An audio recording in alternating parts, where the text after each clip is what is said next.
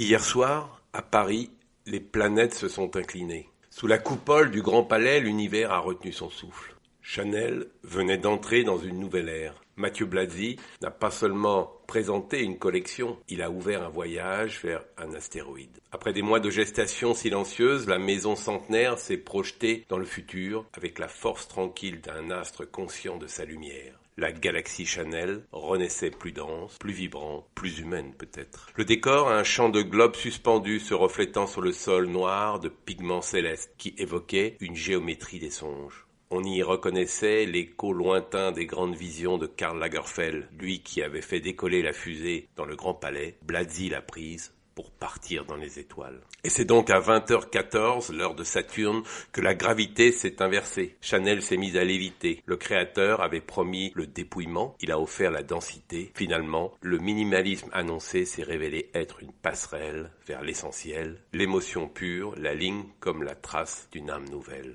Le premier signe est stimulé par un tailleur pantalon en laine à carreaux, orphelin de veste, hommage discret à Gabrielle, celle qui jadis empruntait les habits d'Arthur Capel pour inventer la liberté. Les chemises, réalisées par Charvet, s'allongent ou se raccourcissent, se froissent de désir et d'élégance. Elles dialoguent avec des jupes noires abyssales, des robes écarlates ourlées de plumes qui semblaient respirer. Blasi a retrouvé l'androgynie originelle de Coco et l'a enivré d'une sensualité nouvelle. Une harmonie de contraste où l'austère épouse le charnel. Beige, ivoire, noir, la trinité chromatique du mythe est comme une résonance souterraine.